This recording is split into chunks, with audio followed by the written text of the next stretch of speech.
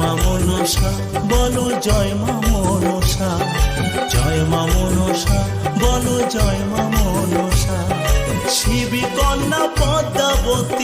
Good morning বন্ধুরা, তোমরা সবাই কেমন আছো? আশা করছি ভালোই আছো। তো এই ব্লগটা আমার দ্বিতীয় নাম্বার ব্লগ। তো এই ব্লগটা দেখে বুঝতেই পারছো বন্ধুরা তোমরা এটা কিসের ব্লগ হতে চলেছে।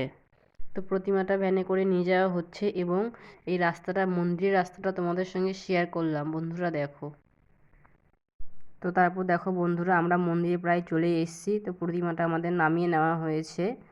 তো তোমরা একটু দেখে বলো কেমন হয়েছে প্রতিমাটা।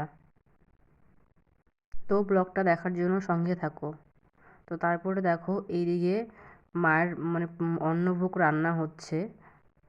এই যে বন্ধুরা দেখো জোগাড় চলছে মোটামুটি রান্না। তো মোটামুটি প্রায় রান্না কমপ্লিট। তো তারপর এদিকে দেখো লুচি তৈরি করা হচ্ছে। তো এদিকে প্রায় থালাতে সাজিয়ে নেওয়া হয়েছে। তো দেখো কী কী প্রসাদ রান্না হয়েছে। তো এদিকে মন্দিরে প্রসাদ নিয়ে যাওয়া হচ্ছিল মাসি আর আমি। তো তো জল ছিটিয়ে প্রসাদটা নিয়ে যাওয়া হচ্ছে, যেহেতু আমাদের বাড়ি থেকে মন্দিরটা একটু অনেকটাই দূরে। তো তারপর দেখো বন্ধুরা আমি মন্দিরে চলে এসেছি এবং প্রসাদগুলো সব সাজিয়ে নেওয়া হয়েছে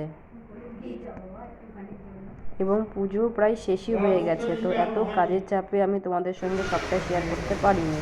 তো তারপর দেখো এদিকে যজ্ঞ চলছে। তো যজ্ঞের সমস্ত নিয়ম মেনে যজ্ঞ চলছে। তো তারপর দেখো এদিকে প্রচণ্ড মেঘ করেছে, ঝড় উঠেছে, প্রচণ্ড বৃষ্টি, তার মাঝেও যজ্ঞ চলছে।